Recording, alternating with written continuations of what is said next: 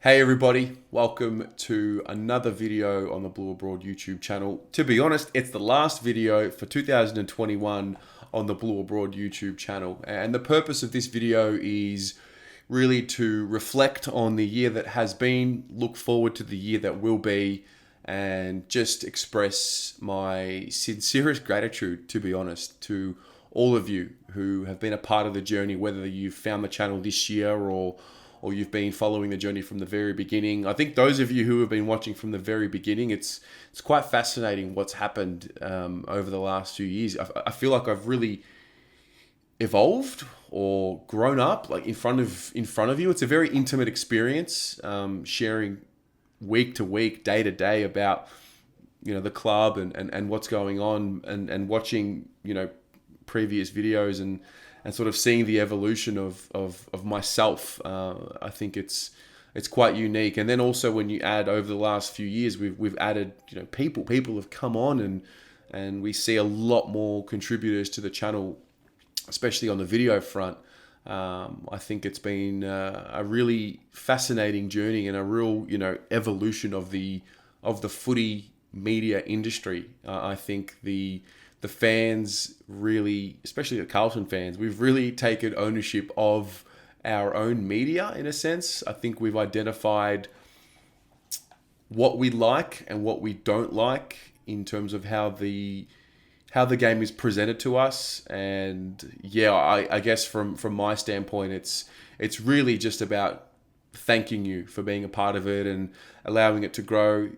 For me, I remember when this all started, and I remember it was really going to London and then traveling from London to Wales to watch Arsenal play, and being inspired by AFTV, or Arsenal Fan TV as it was previously called, and meeting Robbie and meeting everyone there, and seeing how passionate people were to talk about their club. And I had been watching their videos for many years, but to see them actually filming the videos and to see it all happen in real life, it was a real light bulb moment. And I thought it would be nice to share that, with you guys here at the end of, really, this is the end of the third full season of coverage for me. And, I just can't express how grateful I am for what's happened. And the thing is, I think we're only at the beginning of what's to come. Having said that, I do want to get some feedback from you guys on the year that has been, the channel in general. I've got a Google form in the description. There's a link to it there. If you'd like to remain anonymous, you're more than welcome to. Basically, just want to gather your thoughts on things that are working or things that aren't working, just to get your suggestions. Always looking to improve on things for next year. I think for the most part that the template that is here, the blueprint is here. It's more about remaining consistent. And I guess one of the keys that prompted this video was a question that I got in the Instagram Q&A, and there was actually a few of them about what are your plans for the channel and what happens with the channel next year and whatnot. So I guess for those who are wondering, yeah, things will pretty much remain the same. I think there's no need to change the formula. It works. We talk about it. We have 5 or 6 different shows on the network now. I think for next year there's that capability now where there's a lot of views. We're just under 1 million views for the year, which is phenomenal. And I think with that comes opportunity to help align with companies and businesses that are looking for exposure and things like that. So there really is another evolution to this whole project. So I guess, yeah, for anyone who has any suggestions at all, please feel free you can write a comment down below here, or if you'd prefer to remain anonymous, by all means do that. Your feedback is very much welcomed. In terms of the footy, yeah, I think the challenges that COVID presented were I think we could have dealt with them better than what we had. I think we definitely dealt with them better in 2021 than what we did 2020. But this is the landscape that we're in. The game's changed. I think if anything, we're moving towards the realm of experience with sport that we were already moving towards. But if anything, we just accelerated it there. I think the digitization of the fan has and maybe won't be more, prevalent than what it was in 2021. I think we really just launched into the digital space. We had no choice.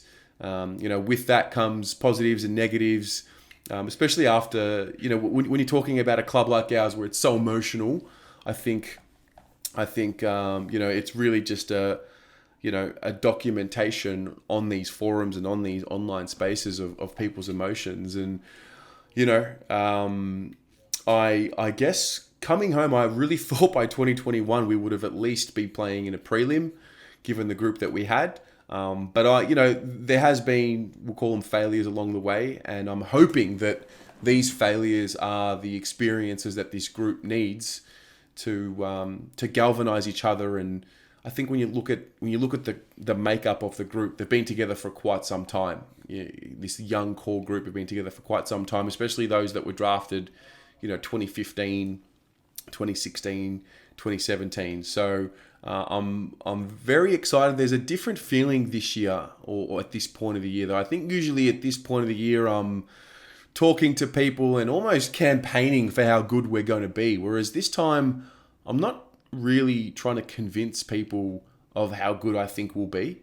I think last year, obviously, we added Williams and Saad, and I think I thought that was exactly what we needed, and it was the icing on the cake, and we were ready to launch. But this year, I don't know if it's a maturity thing.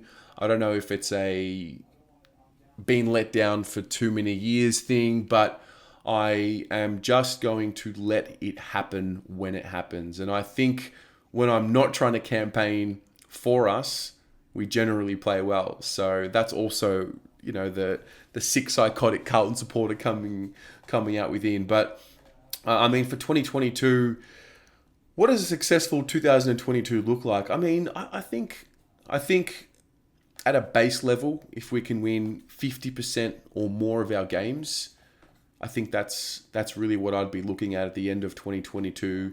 I can look back and I can say, all right, we're on the right track. I feel like with us, all we, deep down, what we want is we want to feel like we're moving closer towards a premiership than what we are moving away.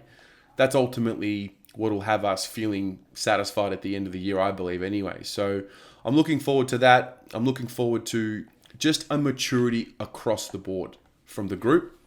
But I also think that that's important for the fans as well. I think we need to always look at how we can evolve. I think we've never had more of a voice than what we do now. And, with that comes a responsibility. And so I think we do have a responsibility to become better people and better fans. I think, we shout and scream and we barrack for our club to be better. And I think that translates to us. And I think that's what ultimately will have the unifying concept between fan and club. I think that's how it works. So I'm really excited about the year. I'm really excited to feel normal again. I think Melbourne isn't really the same when the footy's not on. For me personally, I don't really... I guess the footy is the core reason for being in Melbourne for me. That's really what it's all about. I know the family's here, but it's really all about the footy. So I'm looking forward to that. I hope you guys have had a great break. If you celebrate Christmas, hope you had a good one with the family. And also I want to know a little bit more about you. So let me know in the comments, what are your goals for 2022? Maybe not all of them. Maybe be willing to share what you're comfortable in sharing. What are you looking to do in 2022? I want to look back and revisit that with you and get to know you a little bit more. If you're not comfortable sharing it in the comments below, send me a message and we can chat about it. So from the bottom of my heart, I really appreciate everything you guys have done as an audience, and especially those of you that pay your memberships to help grow the channel and really build everything that's here. The studio is funded by the audience, and the ability to sponsor players and give back to the club as well. It's all very much thanks to you. So have a great New Year's celebration, set your goals, achieve your goals, and I look forward to bringing more of the same in 2022, hopefully with more wins on the board. And as always, go the Mighty Blues.